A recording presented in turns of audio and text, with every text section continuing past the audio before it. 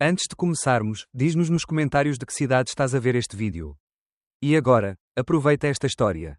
Ela só tinha 8 anos quando a trancaram num armário escuro por ter dito a verdade. E eu estava a 20 minutos de casa, a empacotar caixas num supermercado, sem saber que naquele instante, a minha irmã mais nova, uma criança autista, estava a ser silenciada com medo. Não com palavras, com gritos, com pancadas, com portas fechadas e a promessa envenenada de que ela era um erro. Durante anos, acreditei que podia protegê-la sozinho. Fingi que o amor bastava, que o meu esforço compensaria os gritos dos nossos pais, as terapias negadas, os olhares de pena ou desprezo. Mas nada me preparou para a traição que viria de onde eu menos esperava, da nossa própria família. Da mulher que sorriu e disse: "Ela pode ficar comigo", só para deixá-la nas mãos do monstro com quem dormia todas as noites. O que farias se descobrisses que a tua irmã está a ser espancada por quem prometeu cuidar dela? E se todos à tua volta acreditassem que tu és o louco? O manipulador. O perigoso. Esta é a história de como perdi a minha irmã, não uma, mas 2 vezes, e de como lutei contra tudo e todos para trazê-la de volta. Uma história de coragem, de desespero e de um amor tão teimoso, que nem mesmo o silêncio o conseguiu apagar. Nunca pensei que o silêncio pudesse ser tão pesado. Quando somos crianças, achamos que certas coisas são apenas brincadeira, uma piada aqui, uma careta ali, um comentário sobre o jeito estranho como alguém mexe as mãos ou desvia o olhar. A Mia era assim, diferente. Fechada no seu próprio mundo. Com os olhos sempre no chão. As palavras enroscadas na garganta e os gestos inquietos. E eu, adolescente, tentava lidar com aquele desconforto gozado. Quase rindo para esconder o medo de não saber como amar alguém tão frágil. Havia noites em que me deitava a pensar se ela sequer percebia que eu existia. Outras vezes, a via na sala, a rodar em círculos, a murmurar músicas antigas, e sentia uma raiva absurda. Não contra ela, contra mim, contra o mundo. Porque ela, porque eu, no fundo, sentia vergonha dela, e ainda mais vergonha por sentir isso. Então, fazia piadas. Olha para a Mia, parece que está a fugir de um fantasma. Ou inventava jogos cruéis para ver se ela reagia. As pessoas riam, e cada vez que ela encolhia os ombros ou tafava os ouvidos, eu sentia-me mais vazio por dentro. Queria que alguém me dissesse que não era assim tão grave. Que eu só estava a ser irmão mais velho. Mas a verdade é que, nesse silêncio, Mia ia desaparecendo aos poucos. Havia pequenas pistas, a forma como se retraía quando eu gritava. O modo como evitava sentar-se à mesa se os nossos pais estavam exaltados. Os meus pais, hippies de fachada, sempre prontos para discursos sobre amor e liberdade, mas incapazes de lidar com qualquer coisa fora do controlo. Quando fiquei doente, ao invés de um médico, deram-me pimenta no umbigo e depois vieram os gritos. Os tapas, para expulsar a doença. E eu sabia, se contasse que achava que a Mia era diferente. Se dissesse em voz alta a palavra autismo, algo em casa ia desabar, e ela, a minha irmã, seria a próxima a sofrer. Foi numa tarde qualquer, depois da escola, no meio do centro comercial, que tudo mudou. Mia parou de andar de repente. Olhou-me com um desespero mudo e começou a chorar. A chorar como se o mundo estivesse a acabar. Dói, gritava, apontando para o sapato. Não era uma pedra, era o universo inteiro a esmagá-la. Gente a olhar, funcionários a cochichar, e eu, perdido, incapaz de a ajudar, ali. Percebi, aquilo não era só esquisitice. Era dor real. E foi quando decidi que ia descobrir o que se passava. Mesmo sem a ajuda dos meus pais. As semanas seguintes foram uma montanha russa. Vasculhei a internet. Procurei conselheiros escolares. Escondi a Mia sempre que ouvia a voz do meu pai subir de tom. Comecei a trabalhar depois das aulas para comprar-lhe uns auscultadores de cancelamento de ruído. Prometi a mim mesmo que nunca mais a faria sentir-se errada por ser quem era. Mas a culpa já tinha criado raízes em mim, e crescia a cada dia. Transformando a minha adolescência numa espiral de medo, raiva e autojulgamento. Por fora, fingia força. Por dentro, lutava contra o pânico de não conseguir protegê-la. Contra a dúvida constante, seria suficiente? E se falhasse? E se um dia ela deixasse de confiar em mim como todos os outros? Não sabia que aquele início tímido de proteção era só o primeiro passo para uma guerra silenciosa que ia engolir tudo à nossa volta. Naquela altura, eu ainda acreditava que o amor bastava. Ainda não tinha aprendido que, às vezes, para proteger quem amamos, precisamos ser mais fortes do que o silêncio, mais corajosos do que a culpa, e menos ingênuos do que os nossos próprios sonhos de infância. A história estava só a começar. E a próxima prova, a verdadeira ruptura, estava à espera. Escondida no coração da nossa família.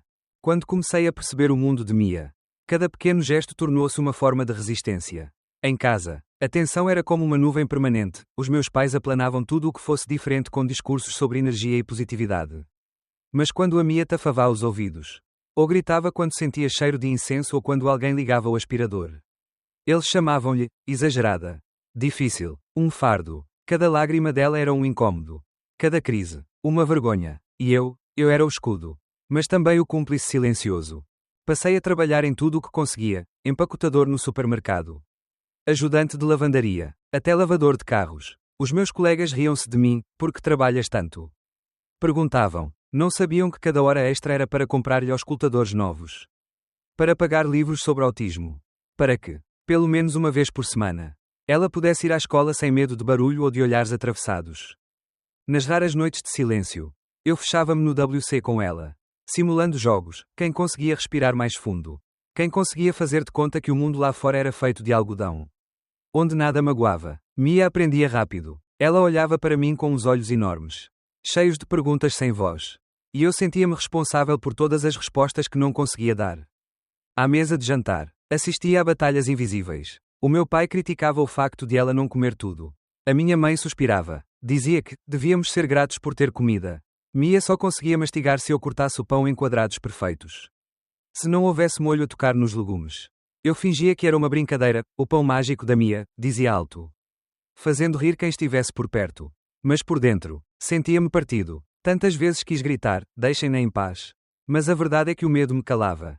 Quando íamos ao parque, tornámo-nos especialistas em códigos secretos, 3 toques no pulso e ela sabia que podíamos fugir se alguém começasse a olhar demasiado. Quando as pessoas perguntavam, ela é normal? Eu sorria e dizia, é especial.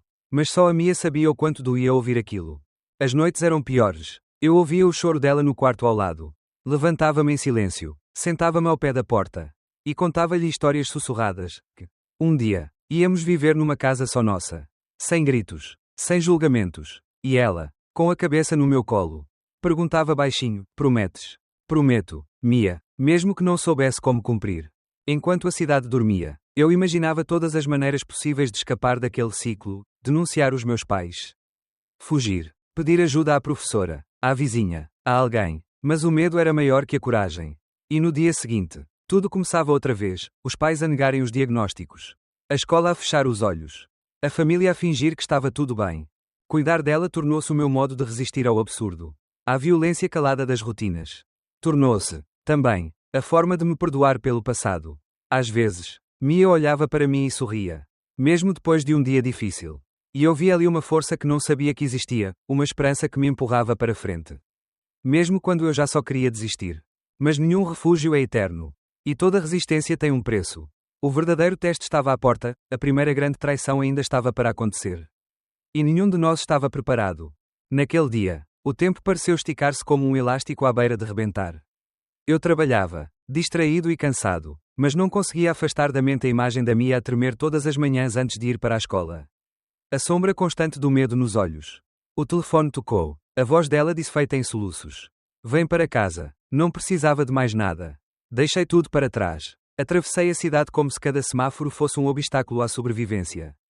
Ao chegar, o silêncio da casa era estranho. Antinatural. Procurei em todos os quartos. Até ouvir aquele barulho abafado. Repetitivo, o som de punhos pequenos a baterem numa porta fechada. Abri o armário debaixo das escadas e a Mia atirou-se aos meus braços. Como se a vida dela dependesse disso. O medo era tão denso que parecia um cheiro no ar. Apertei-a. Jurei que ia protegê-la. Mas naquele instante compreendi o quanto éramos frágeis. Os nossos pais estavam sentados na sala. Indiferentes. Como se nada tivesse acontecido. Quando confrontados, o olhar duro do meu pai cravou-se em mim, acusando-me de criar problemas, de trazer vergonha à família. Ela foi diagnosticada nas tuas costas. Sem autorização. E se ela tentar envenenar o Jack? Como dizem na televisão. A minha mãe gritou, chorando de raiva, incapaz de aceitar a diferença da filha. Senti-me dividido entre a vontade de gritar com eles, de os fazer sentir todo o medo que semearam em nós. E a necessidade de agarrar a Mia e desaparecer. Naquele momento, percebi que já não havia família para proteger. A casa onde cresci tornou-se o maior dos perigos. O que antes era um refúgio precário passou a ser uma armadilha. Uma ameaça constante. O peso da culpa caiu sobre mim, e se tivesse falado mais cedo? E se não tivesse tentado resolver tudo sozinho? Não havia tempo para arrependimentos. Em silêncio, fui passando os dedos pela lista de contactos no meu telemóvel. Procurando um milagre. Quem poderia ajudar-nos? A família estava espalhada, cheia de ressentimentos antigos. Segredos mal resolvidos. Restava-me a tia Leah. Sempre foi considerada esquisita pela família, mas diferente de todos os outros. Liguei-lhe. Expliquei tudo, a voz a tremer entre vergonha e desespero. Ela escutou-me. Disse-me para ir ter com ela. Que Mia podia ficar lá. Que ia protegê-la. Quis acreditar. Agarrei na Mia. Enchi uma mochila com o essencial. Deixei um bilhete na mesa da cozinha e fechei a porta atrás de mim. No carro, Mia olhava pela janela, os olhos vermelhos, agarrada a um boneco velho. Sussurrei-lhe promessas de que tudo ia ficar bem, sem saber se era verdade. Quando chegámos à casa da tia Leah, ela abriu a porta com um sorriso estranho, quase demasiado caloroso. Mia correu para junto da prima Emma, como se a infância pudesse ser recuperada com um abraço. Eu quis ficar, mas Leah foi firme. Aqui só vivem mulheres. Podes vir visitar, mas não podes dormir cá. Aceitei. Que escolha tinha?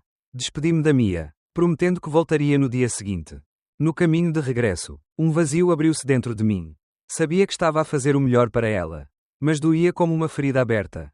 Passei a noite em claro, imaginando como estaria, se a prima a faria rir, se finalmente dormiria tranquila. Tentei convencer-me de que, pela primeira vez, ela estava segura. No entanto, o instinto nunca mente. E o verdadeiro perigo, eu ainda não sabia. Estava apenas a começar, mascarado de carinho familiar, pronto a transformar o abrigo num novo inferno. O telefone tocou cedo demais naquela manhã. Mia, mal conseguia respirar entre os soluços. Pedia-me para ir buscá-la à escola. A voz tão quebrada que quase não a reconheci. Larguei tudo. Voei até lá, coração a bater fora do peito. Quando a encontrei, estava sentada sozinha numa cadeira de plástico. Os olhos perdidos, o cabelo desgrenhado, os óculos tortos. Abraçou-me com tanta força que quase me caiu ao chão. Não disse nada no carro. Só olhava pela janela, encolhida, as mãos a tremer no colo. Parei num McDonald's. Tentei fazê-la comer alguma coisa. Mas ela só mexia nos nuggets, desenhando círculos invisíveis. Sussurrou: o tio Rob gosta de treinar boxe. No início, não entendi. Perguntei o que queria dizer com treinar. Ela mostrou-me como ele a fazia levantar os braços, como se fosse um escudo, para aprender a defender-me. Disse que era um jogo, que era preciso ser forte. Mas na noite anterior, ele bateu-lhe no estômago. Disse que eu não estava a bloquear bem. Sussurrou, sem conseguir levantar os olhos. O sangue ferveu-me. Quis voltar imediatamente, mas sabia que, sozinho, não podia simplesmente arrombar a porta e arrancá-la de lá. Perguntei-lhe se tinha contado à tia Leah. Sim, respondeu. Ela disse que eu invento tudo para chamar a atenção. Que sou manipuladora. Ali percebi que, de novo, ninguém acreditava nela. De novo, Mia era a difícil, a complicada, a problemática, e eu, o único adulto disposto a vê-la. Sentia-me completamente impotente. Não dormimos essa noite. Levei-a para um motel barato. Passei horas sentado ao lado dela, enquanto ela repetia, desculpa, entre suspiros. Como se todo o sofrimento fosse culpa dela. Olhei-a ali, tão pequena e quebrada, e jurei que ninguém mais lhe ia tocar. No dia seguinte, comprei um telemóvel descartável. Meti o gravador a funcionar. Costurei-o dentro do seu peluche preferido. Entreguei-lhe o urso pelas mãos da conselheira escolar, que se comprometeu a ajudar discretamente. Fiquei horas a imaginar o que estaria a gravar. Se seria suficiente para alguém acreditar. Se, desta vez, a verdade venceria o silêncio. Enchi-me de coragem. Toquei à campainha da Leah. O Rob abriu a porta com um sorriso cínico e um roupão sujo. Fingi calma. Disse-lhe que sabia do boxe, que não ia permitir mais. Ele riu-se. Algumas crianças precisam de disciplina. A tua irmã é estranha. Precisa de aprender a ser normal. Senti vontade de o empurrar escada abaixo, mas sabia que não podia perder o controlo. A Leah chegou logo depois. Nervosa, a gritar, acusando-me de inventar histórias para afastar a Mia da família. Tentou chamar a polícia. Quando tentei mostrar a gravação, disseram-me que era ilegal, que só estava a complicar as coisas. Fui expulso da casa como se fosse o agressor. Do outro lado da porta, vi a Mia pela janela. Imóvel, olhar vazio, sem lágrimas, como se todo o sentimento tivesse sido apagado. Voltei ao motel, completamente despedaçado. Ouvi a gravação com as mãos a tremer, insultos, ameaças, murros abafados, choros sufocados, Leah chamando-a de defeituosa, Rob rindo-se do sofrimento. Aquela casa, que deveria ser o abrigo, era afinal a jaula. A dor transformou-se em raiva fria. Não ia deixar que ficasse tudo por ali. Copiei as provas. Partilhei-as anonimamente com a escola, com a associação de pais, com quem quisesse ouvir. Dessa vez, não era só eu contra o mundo, era toda uma comunidade que precisava de saber. E quando finalmente recebi a notícia de que Mia tinha sido retirada de casa pela Segurança Social, chorei, não de alívio, mas de tristeza por saber que, para uma criança como ela, todos os adultos tinham falhado. O pior, porém, ainda estava por vir. O vazio que restou na Mia, aquele silêncio gelado nos olhos. A ausência dos gestos. O corpo parado, era mais difícil de enfrentar do que qualquer violência física. O verdadeiro inimigo não era só o monstro à porta, mas tudo o que ele tinha destruído por dentro. E foi aí que começou a batalha mais longa, a de resgatar Mia de dentro dela mesma. O silêncio da Mia era diferente de todos os outros silêncios. Não era apenas ausência de palavras. Era ausência de cor, de brilho nos olhos, de qualquer traço da criança que eu conhecia. A casa de acolhimento onde ficámos parecia segura. Mas cada canto era frio. Cada manhã igual à anterior. Mia passava horas sentada no chão do quarto, a olhar para um ponto que ninguém conseguia variador. As mãos, que antes voavam como pássaros nervosos, agora pousavam imóveis no colo. Não queria comer, não queria sair, não queria, acima de tudo, falar. Os assistentes sociais diziam que era normal. Ela está a processar tudo. Diziam, mas eu olhava para ela e só via perda. Passavam-se dias em que a única palavra que lhe ouvia era desculpa, murmurada. Como se cada respiração fosse uma culpa que precisava de pedir perdão. E eu, que já não sabia como consolar, limitava-me a sentar ao lado dela, contando histórias de quando éramos pequenos, tentando puxar qualquer memória que lhe devolvesse um pouco de quem era. Às vezes, levava-lhe panquecas com pepitas de chocolate, do jeito que ela gostava, e colocava-as na mesa, esperando que reclamasse porque as pepitas tocavam nas bordas. Mas ela nem olhava. Era como se tivessem apagado tudo o que fazia dela única. E o pior era sentir-me impotente. Tinha lutado tanto para a salvar. Tinha enfrentado monstros de carne e osso. Mas não conseguia resgatá-la da sombra onde se tinha escondido. Perguntava-me, noite após noite, se não tinha chegado tarde demais. Se o amor e a raiva que me moviam tinham sido suficientes ou apenas mais uma peça numa cadeia de dor. Os dias arrastavam-se. Mia dormia pouco. Acordava assustada. Recusava-se a ir à escola. Chorava sem som sempre que alguém falava mais alto. Os profissionais garantiam que era questão de tempo. Que crianças são resilientes. Mas cada minuto parecia uma eternidade. Eu ficava à porta do quarto, escutando os seus murmúrios, na esperança de ouvir um pedido, um desejo, uma vontade. Até que, numa manhã de primavera, depois de semanas de escuridão, levei-lhe panquecas outra vez. Desta vez, Mia pegou no garfo e ficou a olhar para o prato durante longos minutos.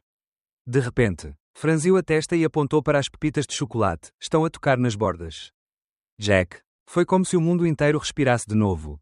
Sentei-me ao lado dela, o coração a acelerar, e vi, pela primeira vez em muito tempo, um traço da minha irmã. Vou fazer de novo, como tu gostas, prometi, e vi um brilho ténue nos olhos dela. A partir desse instante, os pequenos sinais de recuperação começaram a aparecer. Mia mexia as mãos enquanto via desenhos animados. Pedia os auscultadores quando havia barulho. Aceitava sair para o jardim e até se irritava quando algo saía fora da rotina. Era estranho, mas cada crise, cada obstinação era, na verdade, uma vitória. Significava que ela estava a regressar. Foi então que a batalha legal começou de verdade. Eu tinha 20 anos, sem casa, sem trabalho estável, sem família, normal. Os assistentes sociais questionavam se eu podia ser guardião dela. Os relatórios médicos, as visitas do tribunal, os interrogatórios, tudo isso era um novo campo de batalha. Desta vez contra um sistema que não entendia o que é amar alguém que não encaixa em lado nenhum. E a Mia, ainda frágil, ainda oscilando entre o silêncio e pequenos gestos de vida, era a razão para não desistir. Sabia que não podíamos voltar atrás. Mas talvez, só talvez, pudéssemos começar de novo, mesmo que fosse numa casa pequena, com poucos móveis e muitos medos. Mas onde, pela primeira vez, ela seria realmente livre para ser quem era. No horizonte, a última luta espreitava, conquistar o direito de ser família, não porque o sangue obriga, mas porque o amor é teimoso o suficiente para resistir a tudo. Na sala do tribunal, tudo parecia frio e grande demais. Eu, de mãos suadas, segurava a pasta com todos os papéis que consegui juntar, relatórios, cartas de professores, testemunhos de vizinhos, recibos de trabalhos pequenos, tudo o que provava que, apesar de jovem e quebrado, eu era o melhor guardião para a Mia. Ela, sentada ao meu lado, com o vestido lilás cheio de dinossauros, balançava as pernas e brincava com os próprios dedos. De vez em quando, olhava para mim, à procura de uma segurança que só o tempo lhe poderia devolver. A juíza, mulher de olhos cinzentos e voz firme, perguntou-me se tinha consciência do peso daquela responsabilidade. Eu disse que sim, disse que não sabia tudo, que tinha medo de falhar, mas que sabia como a Mia gostava das panquecas. Sabia os barulhos que a assustavam. Sabia traduzir os silêncios dela quando o mundo inteiro só via ruído. Disse-lhe que, Mesmo sem dinheiro ou certezas. Nunca tinha fugido. E não ia começar agora. Quando a juíza se voltou para a Mia. Tudo ficou em suspenso. E tu, Mia, com quem gostavas de viver? Mia ficou em silêncio, os olhos fixos no padrão do tapete. Como se ali estivesse uma resposta invisível. Depois, quase a sussurrar, respondeu: quero ficar com o Jack. Ele sabe dos chocolates nas panquecas. Um murmúrio de espanto percorreu a sala. A juíza sorriu, anotou qualquer coisa, e nesse instante, soube que tínhamos vencido uma batalha que era muito mais do que legal. Era íntima, era sobre ser visto, compreendido, amado nos detalhes que ninguém mais valoriza. A decisão saiu, guarda temporária durante 6 meses. Com supervisão regular. Para muitos, parecia pouco. Para mim, era o começo do resto da nossa vida. Os meses seguintes foram de reconstrução, de aprender a viver sem medo. Arranjamos um pequeno apartamento sobre a garagem da família Patel, onde tudo era modesto mas seguro. Mia pode voltar à escola. Agora com apoio, com professores que sabiam do que ela precisava. Aos fins de semana, fazíamos panquecas, e, claro, os chocolates ficavam sempre no centro. Nunca nas bordas. Nem tudo foi fácil. Havia noites de pesadelos. Dias de ansiedade. Perguntas sem resposta. Às vezes, Mia ainda chorava por tudo o que perdeu. E eu também, em silêncio. Mas, devagar, ela voltou a ser ela mesma, pintava no quintal. Ria de piadas tontas. Perguntava por dinossauros e construía pequenas florestas de girassóis no jardim improvisado. No final do período de avaliação, voltámos ao tribunal. O relatório era favorável. A juíza olhou para nós com um misto de severidade e ternura. A família constrói-se todos os dias, disse, e confirmou a guarda definitiva. Mia sorriu, um sorriso tímido mas verdadeiro. E pela primeira vez pediu para ir celebrar. Fomos comer gelados. Ela escolheu chocolate. Claro, o tempo tratou de pôr cada coisa no lugar. Leia e Rob desapareceram das nossas vidas. E as cicatrizes que deixaram serviram de lembrete, nunca mais deixaríamos que o silêncio nos separasse. Os nossos pais seguiram outro caminho. Longe de nós, longe do passado, e nós, aos poucos, aprendemos a confiar, não no mundo, mas um no outro. Numa tarde qualquer, sentei-me no jardim, a ver a Mia pintar sob o pôr do sol. Ela ergueu os olhos, tirou um dos auscultadores e disse, num tom simples: Jack, gosto daqui, aqui sou feliz. E naquele instante, percebi que todo o medo, toda a luta, toda a dor, nada disso foi em vão. O amor, mesmo silencioso, mesmo imperfeito, tinha vencido. É no fundo, talvez seja isso que nos salva, alguém que saiba. Nos detalhes mais pequenos, exatamente como somos por dentro. A vida segue, mas agora, pelo menos, Mia e eu sabemos, não importa o que venha, que juntos somos. Finalmente, casa.